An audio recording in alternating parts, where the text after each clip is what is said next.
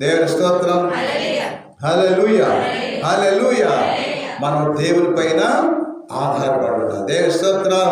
అందుకే దేవుని పైన ఆధారపడిన జీవితానికి మొదటగా నువ్వు 2 చేతులు ఎత్తి ప్రార్థన చేసుకోవడమే దానికి దర్శనం. దేవా, నీవే నాకు దిక్కు, నీవే నాకు ఆశ్రయం, నీవే నాకు తోడు అంటూ ఎప్పుడైతే నువ్వు చేతులు ఎత్తుతావో ఆ అనుభవంలోకి వస్తావు. దేవుడిని దీవిస్తాడు. దేవుని స్తోత్రం. దేవుని పైన ఆధారపడి జీవించే జీవితం. కీర్తన గ్రంథం 135 దావీదు కీర్తనలో మనకి 2వ వచనంలో పునీత మరి భక్తుడు దావీదు చెప్తాడు. చూడండి, దేవుని వైపు మనం ఆధారపడి జీవించడం.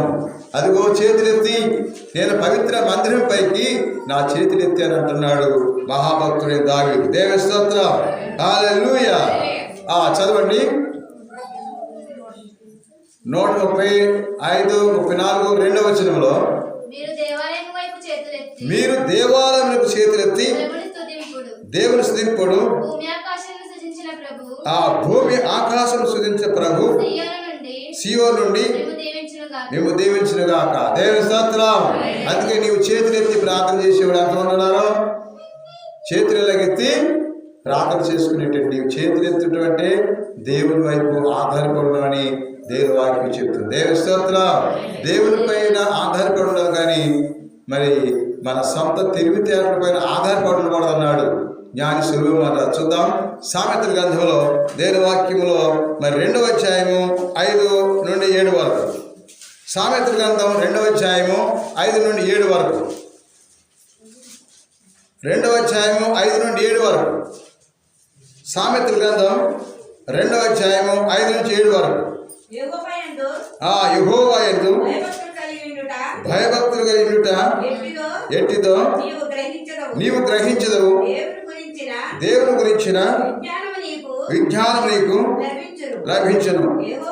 యెహోవాయే జ్ఞానమిచ్చేవాడు, తెలివియు వివేకమును ఆయన నోట వచ్చును.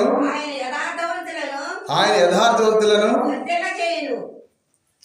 2వ అధ్యాయంలో మనకి అక్కడ ఏమన్నట్టే నీవు సొంత తెలివితేటల పైన ఆధారపడి ఉండదు అన్నాడు. తెలివితేటలు అంటే మన తెలివితేటలు చాలా ఉంటాయి. ఎవరిపైన ఆధారపడి ఉండాలి? అది నువ్వు ప్రార్థన చేస్తే నువ్వు ఎలా బ్రతకాలో జీవించాలో దేవుడు నీకు సొల్యూషన్స్ ఇస్తాడు. నువ్వు ఎలా బ్రతుకు, ఇలా నడవాలి. అందుకే దేవుని పైన ఆధారపడి జీవించు. సొంత తెలివితేటల పైన ఆధారపడి జీవించకూడదని జ్ఞాని సొలొమోను చెప్తున్నాడు.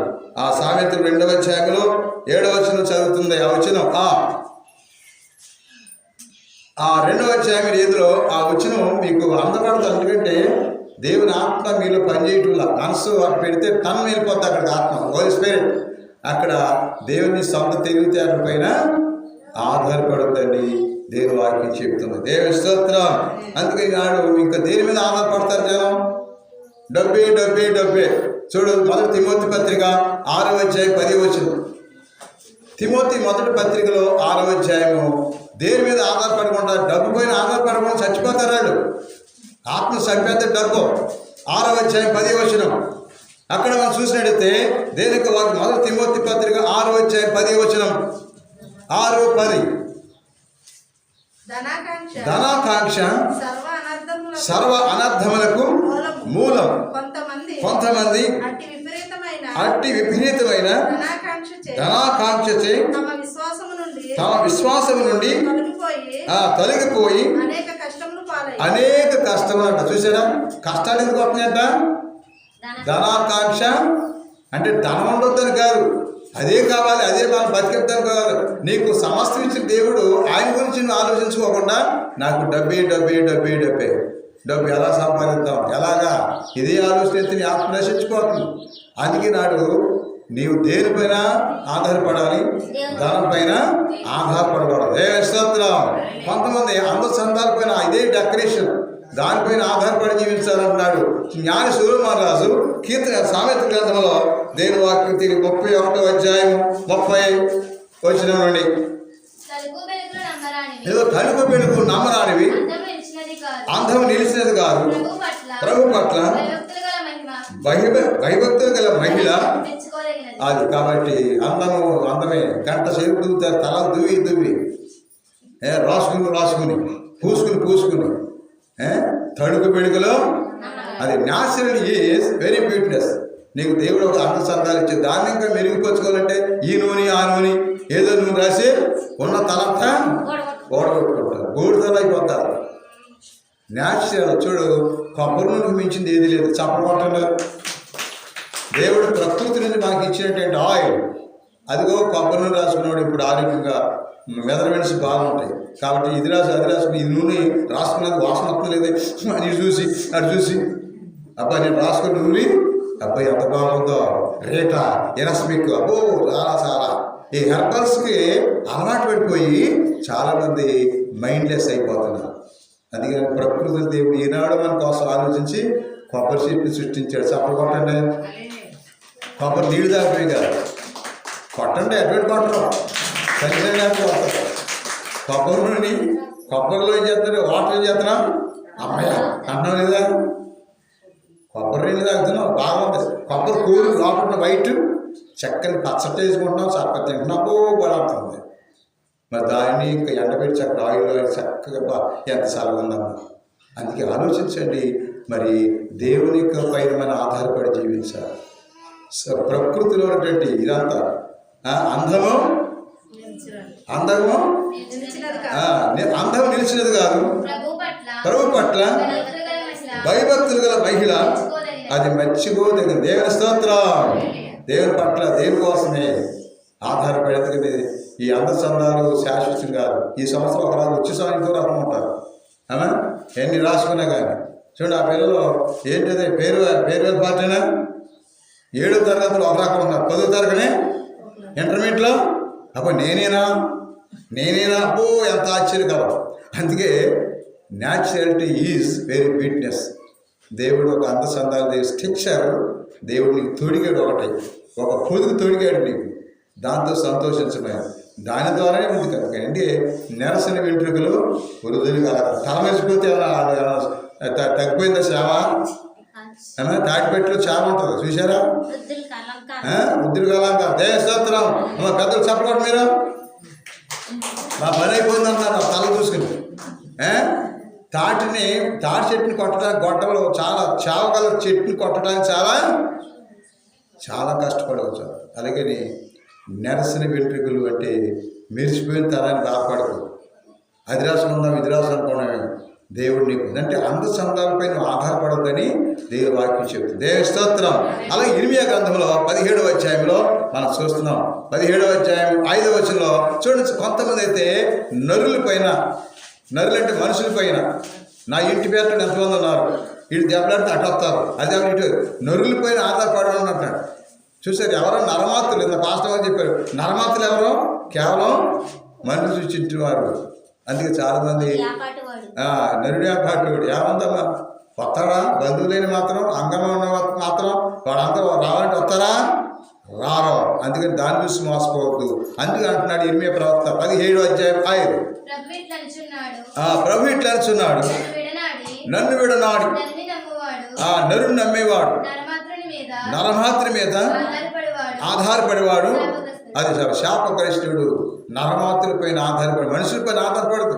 మనుషులకు సలహాలు తీసుకోవద్దు. అసలు నువ్వు ప్రార్థన చేసుకో, దేవుని పైన ఆధారానికి మంచి ఆలోచన ఇస్తాడు.